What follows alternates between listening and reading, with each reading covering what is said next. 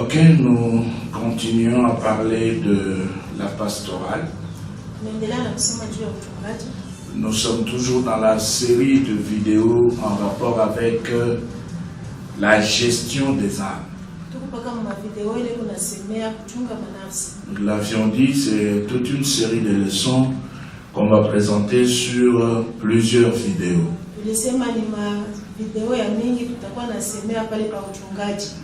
Alors aujourd'hui, nous allons parler de la pastorale de la destinée et la prospérité matérielle.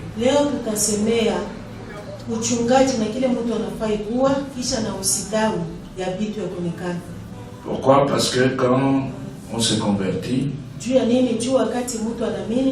et surtout en Afrique, on ne se convertit pas pour Christ Jésus, on se convertit souvent pour la richesse matérielle. On vient à l'église pour recevoir. On vient à l'église pour utiliser Jésus-Christ comme moyen d'obtention de biens matériels.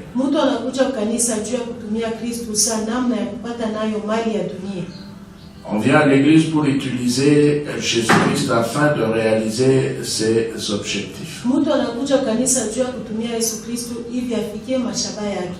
Parce que dans le monde, on n'avait pas eu la possibilité de le faire. Maintenant, quand on vient à l'église, on veut justement utiliser Christ pour réaliser ce qu'on n'avait pas dans le monde.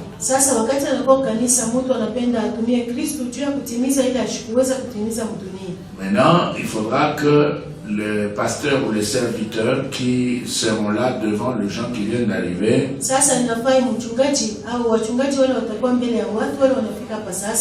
puissent connaître exactement ce qui doit être fait. Comment gérer ses âmes. Comment entretenir ses âmes. Qu'est-ce qu'il faut enseigner et pourquoi le faire. C'est pourquoi l'apôtre Paul, nous allons relire ce verset dans Romains chapitre 12.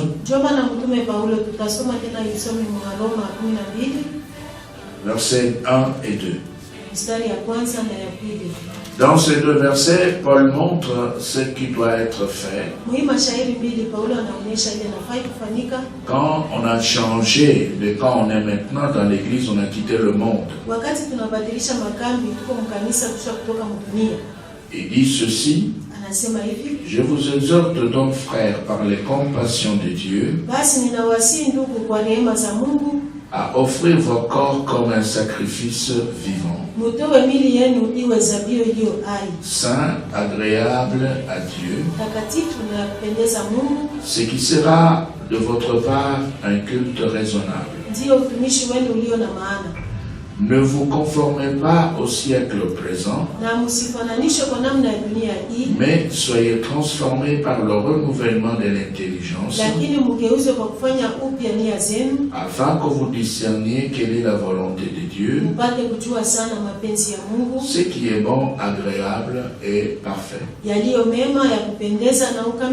Vous voyez au verset 2, l'apôtre dit qu'il n'est pas bon de se conformer au siècle présent, mais il est souhaitable de rechercher la transformation par le renouvellement de l'intelligence. Donc l'intelligence doit changer. Quand elle change, elle va provoquer une transformation dans la vie de l'individu. Maintenant, quand on est converti, on entre dans l'église, on doit recevoir des enseignements qui vont transformer ou renouveler l'intelligence. Alors quand l'intelligence est renouvelée par les enseignements reçus dans l'église, eh bien la transformation aussi va suivre et pourra se faire voir. Maintenant, si dans l'église, le pasteur lui-même ne sait pas qu'est-ce qu'il faudra enseigner pour le renouvellement de l'intelligence, il n'y aura pas de transformation. Et c'est ainsi que nous voyons toujours, et cela dans plusieurs églises, les enseignements autour de la prospérité matérielle. Dans le monde, on cherche l'argent et les biens matériels. On utilise les marabouts, les féticheurs. On passe par l'occultisme pour avoir les biens matériels, pour pouvoir percer. Maintenant, quand on vient aussi à l'église, on remplace les marabouts par Christ pour pouvoir avoir l'argent, les biens matériels, percer et réussir dans ce monde. Cet enseignement n'a pas de fondement biblique. Même si de temps en temps on utilise des versets bibliques, ces versets sont utilisés pour justifier un enseignement qui n'a rien à voir avec le peuple de Dieu. Nous allons lire d'abord dans Matthieu au chapitre 6. Matthieu 6. Nous prenons le verset 19 jusqu'à 21. Et là, Jésus est en train d'enseigner. Et écoutez ce qu'il dit. Matthieu chapitre 6, 19 jusqu'à 21. Ne vous amassez pas des trésors sur la terre, où la teigne et la rue détruisent, et où le voleur perce et dérobe. Mais amassez-vous des trésors dans le ciel, où la teigne et la rue ne détruisent point, et où le voleur ne perce ni ne dérobe. Car là où est ton trésor, là aussi sera ton cœur. Voilà le maître de ce qu'il dit en rapport avec le bien matériel. Il ne veut pas que nous puissions nous amasser des trésors sur la terre. Il ne veut pas que cela puisse se faire sur la terre, parce que sur la terre il y a la teigne et la rouille. C'est-à-dire il y a deux choses sur la terre qui vont détruire la richesse. Sur la terre, d'après le maître, il y a des voleurs qui percent et qui dérobent. Alors pour lui, il faudra que nous puissions nous amasser des trésors dans le ciel, où la teigne et la rouille ne détruisent point, et où le voleur ne perce ni ne dérobe. Mais maintenant, si dans l'église on donne un enseignement contraire à ces paroles, c'est qu'on est dans une pastorale qui n'est pas la pastorale de la destinée. On est alors dans la pastorale du ventre, qui est une pastorale charnelle, une pastorale terrestre. Mais si on respecte ces paroles, et si on prend le temps de pouvoir expliquer ces paroles à ceux-là qui sont dans l'église, et là on est dans la pastorale de la destinée. Parce que là on est dans l'enseignement qui avait été donné par Jésus-Christ lui-même. Alors verset 24, toujours dans Matthieu 6, le maître dit ceci: nul ne peut servir deux maîtres, car où il haïra l'un et aimera l'autre, ou il s'attachera à l'un et méprisera l'autre. Vous ne pouvez servir Dieu et Mammon. Mammon, c'est un mot araméen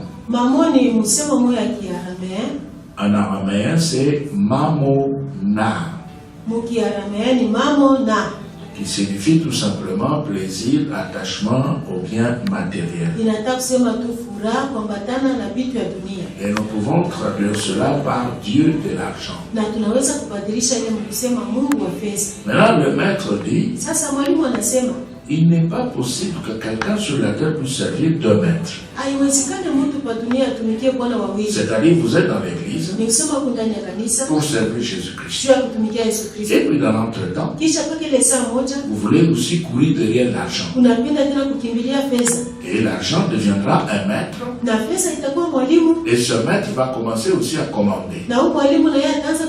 C'est ainsi que nous voyons dans les églises que les hommes d'affaires, tous ceux-là qui courent derrière l'argent, ils ont beaucoup de problèmes. Beaucoup de problèmes d'abord pour devenir de vrais chrétiens. Parce que nous le savons tous. Nous n'avons pas à nous voiler la face. Nous savons qu'en Afrique, dans les affaires, il y a une bonne dose de tricherie. Nous le savons tous, au niveau des fiscs, au niveau des douanes, etc. Nous connaissons comment est-ce que les Africains sont en train d'accumuler la richesse. Ce qui se fait dans le monde pour l'accumulation de la richesse n'a rien à voir avec l'enseignement de Jésus-Christ. Dans l'église, ceux-là qui travaillent, qui cherchent l'argent, nous nous répétons, ils ont des difficultés à pouvoir devenir de vrais enfants de Dieu. Parce qu'ils sont derrière l'argent qui est devenu maître. Et quand l'argent se transforme en maître, l'homme devient un esclave. Et l'esclave va suivre maintenant les instructions de son maître. Donc cet homme est entre 2 maîtres. Entre Jésus-Christ et l'argent. Jésus le veut. Il veut son cœur. Et l'argent aussi le veut. Et l'argent veut être recherché. Et puis finalement, on est désemparé.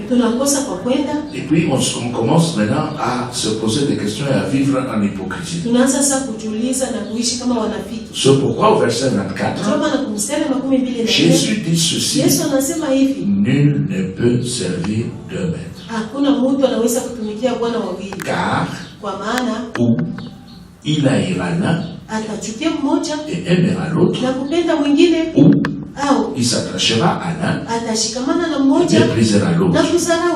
Vous ne pouvez servir Dieu et maman. Donc quand on enseigne la prospérité matérielle, eh bien on est en train tout simplement de placer dans l'église un autre maître à côté de Jésus-Christ. Et quand nous parlons ici de la prospérité matérielle, nous ne voulons pas dire que Jésus-Christ ne peut pas bénir quelqu'un dans son travail. Non, Jésus peut vous bénir dans votre travail. Il peut augmenter votre avoir. Il peut faire des choses de manière à ce que l'argent puisse entrer suffisamment dans votre activité. Parce qu'il est dit dans la Bible que le précieux trésor d'un homme, c'est son activité. Mais cette activité-là ne peut jamais se transformer en Seigneur, en maître, commencer à conduire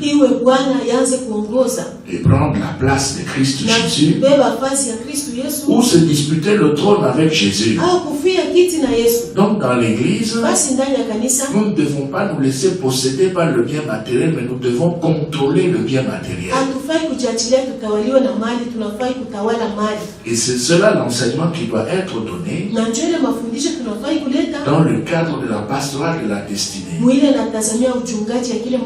Un chrétien peut être béni matériellement, mais c'est lui qui contrôle le matériel. Et c'est lui qui gère ses biens. bien.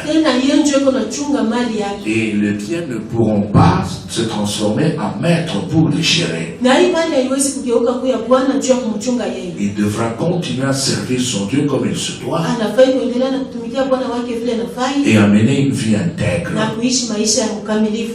Alors, nous continuons et nous allons lire un texte qui va aussi nous aider à pouvoir mieux nous faire comprendre. Et ce texte se trouve dans Jacques, au chapitre 5. Et là aussi, vous allez voir que l'apôtre, en parlant, il est en train pratiquement d'insister en répétant les paroles de Jésus-Christ. Il insiste sur le fait qu'il ne faut pas courir derrière l'argent. Jacques chapitre 5. Et nous lisons le verset 1 jusqu'au 3. À vous maintenant riches, pleurez et gémissez à cause des malheurs qui viendront sur vous. Vos richesses sont pourries et vos vêtements sont rongés par les teignes. Votre or et votre argent sont rouillés. Et leur rouille s'élèvera en témoignage contre vous. Et dévorera vos chairs comme un feu. Vous avez amassé des trésors dans le dernier jour. Voilà. Vous voyez ici que l'apôtre Jacques est aussi assez tranchant. Pourquoi? Parce qu'il trouve que les richesses des riches sont pourries. Comment est-ce que Dieu peut alors donner la richesse à quelqu'un et permettre à la pourriture de visiter cette richesse? Non, pas le faire. Son objectif est tout autre. Dans la pastorale de la destinée, on doit savoir que le peuple de Dieu, les gens qui sont dans l'église, c'est un peuple voyageur, un peuple étranger qui n'appartient pas à la terre. Et pour cela, nous pouvons lire un autre texte dans 1 Pierre au chapitre 2 et nous prenons le verset 11. 1 Pierre 2, 11. L'apôtre dit: Bien-aimés, je vous exhorte comme étrangers et voyageurs sur la terre à vous abstenir de convoitises charnelles qui font la guerre à l'âme. Vous voyez, ici, Pierre est clair. Il dit: je vous exhorte comme étrangers. Étrangers, paroikous. C'est-à-dire ceux qui vivent à un endroit qui n'est pas leur patrie. Et c'est ça le peuple de Dieu. C'est un peuple qui a une vocation céleste. Et c'est pourquoi Pierre parle de paroikous. C'est-à-dire, là où vous êtes, vous n'êtes pas chez vous. Vous êtes des étrangers, des pèlerins. Vous passez. Vous avez votre patrie qui n'est pas celle que vous occupez maintenant. Alors si le pasteur sait qu'il a affaire à un peuple étranger et que lui-même se trouve parmi ces étrangers-là, et il sait qu'il est en train de se déplacer avec ces gens-là, il ne pourra pas parler comme si ce peuple appartenait à la terre. Il ne pourra pas passer le temps à enseigner la prospérité ou l'accumulation des trésors sur la terre.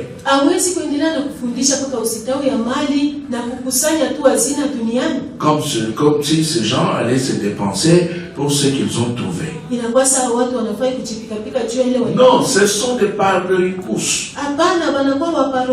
C'est-à-dire des étrangers, de voyageurs, de gens qui sont en train de passer. C'est pourquoi nous avons toujours utilisé un exemple de quelqu'un qui se retrouve dans un avion et qui part d'une ville pour une autre. Maintenant, il s'installe dans l'avion. Il trouve un confort extraordinaire dans l'avion. Il peut manger, il peut dormir, il peut s'allonger, il peut se lever, il peut marcher.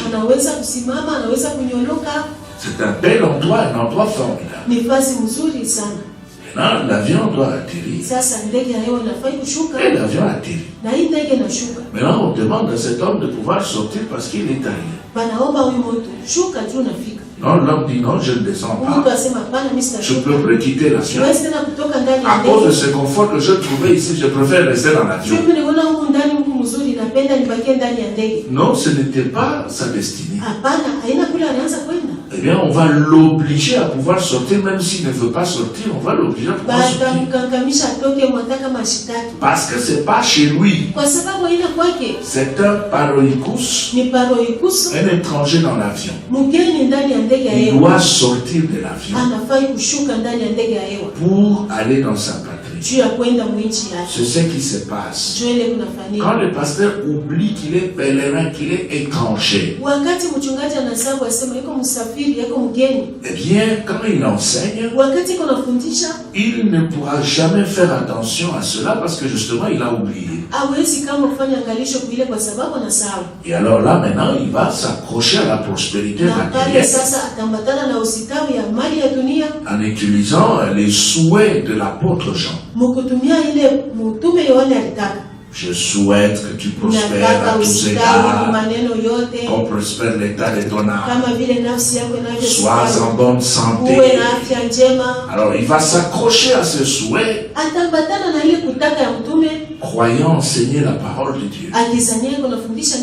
Non, les auditeurs, ce sont des étrangers.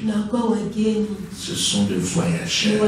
Ils sont en train de passer. Il ne faudra pas leur donner des enseignements pouvant les accrocher à la terre.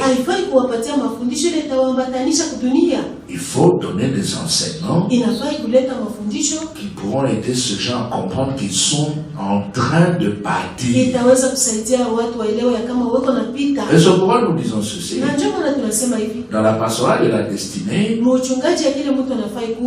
peut avoir l'argent. Les chrétiens peuvent avoir des millions de biens matériels. Mais il doit savoir, à un moment donné, il quittera la terre. Toutes ces choses vont rester. Parce que justement, c'est un étranger. C'est un voyageur. Nous n'enseignons pas la pauvreté. Nous n'enseignons pas non plus la prospérité. Mais nous voulons insister sur le fait que le pasteur est administrateur de biens d'autrui. Et il doit tout faire pour aider le peuple de Dieu à changer leur mentalité. Alors dans le même verset, 1 Pierre 2, 11, nous allons d'abord le relire. Pierre dit, bien-aimés, je vous exhorte comme étrangers et voyageurs sur la terre. Maintenant, il donne un conseil. Ce conseil se trouve dans son exhortation. Qu'est-ce qu'il dit? Il dit à vous abstenir. Abstenir. Apeshestai. C'est-à-dire se retenir de. C'est-à-dire que celui qui sait qu'il est en train de passer il ne peut pas avoir trop de liberté. Par exemple, si nous reprenons notre exemple de ce voyageur qui est à bord de l'avion. Pendant un temps d'escale, maintenant il sort. Et puis il dit, bon, moi je vais visiter la ville. Et puis en visitant la ville, et il trouve des choses intéressantes. Au lieu de s'abstenir, eh bien, la chair l'oblige à pouvoir absolument posséder ce qu'il venait de voir. Alors pendant les temps d'escale, il achète encore un véhicule par exemple. Maintenant, qu'est-ce qu'il va faire? Il a été conduit par la convoitise de la chair. Il est à bord d'un avion. Pendant les temps d'escale, il va acheter un véhicule. Mais qu'est-ce qu'il va faire avec ce véhicule? Il devait s'abstenir. Parce que c'était un temps d'escale. Il était à bord de l'avion. Et il savait très bien qu'il était là, dans cette ville-là, pour un temps. Mais à cause de la convoitise, il revient avec un véhicule. Maintenant, on cherche qu'est-ce qu'on doit faire maintenant. Comment faire embarquer ce véhicule? Ça va devenir très compliqué parce qu'il va devenir très lourd avec son nouveau véhicule. C'est pourquoi Pierre dit à vous abstenir de convoitises charnelles qui font la guerre à l'âme. Donc les convoitises charnelles luttent contre l'âme. Et c'est pourquoi l'apôtre dit vous devez vous abstenir.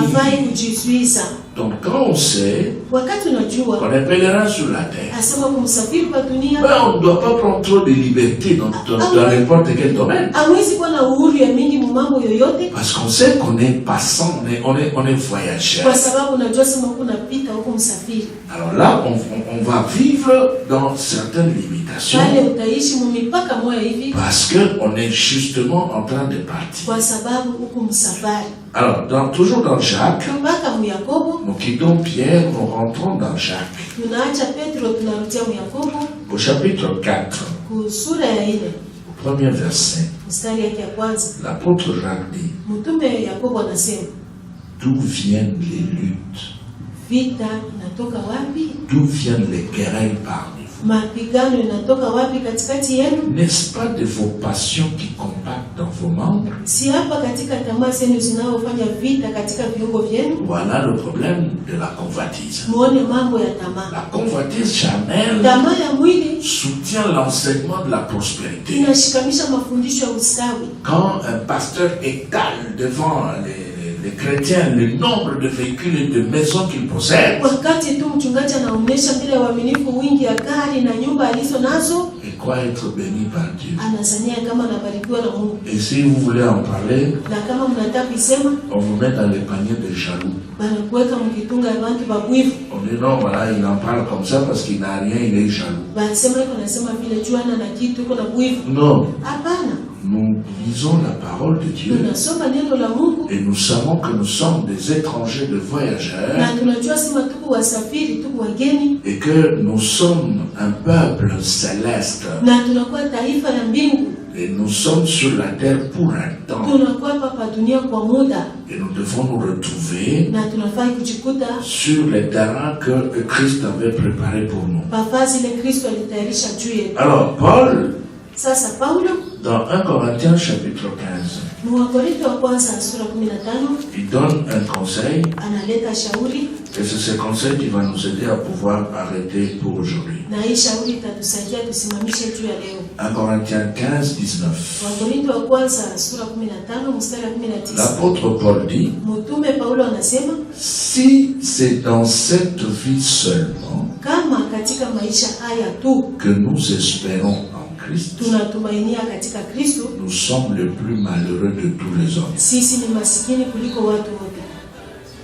Nous réalisons. Si c'est dans cette vie seulement que nous espérons en Christ, nous sommes les plus malheureux de tous les hommes. C'est pour dire que nous pouvons avoir des biens matériels. Et ces biens matériels sont là pour que nous puissions les utiliser au service de Dieu. Ce n'est pas pour que nous puissions commencer à nous pavaner et montrer aux gens combien est-ce que nous sommes équipés matériellement. Parce que pour Dieu, nous sommes simplement un peuple à vocation céleste. C'est-à-dire de gens qui sont sur la terre pour un temps et qui ressemblent à ces voyageurs qui étaient dans l'avion.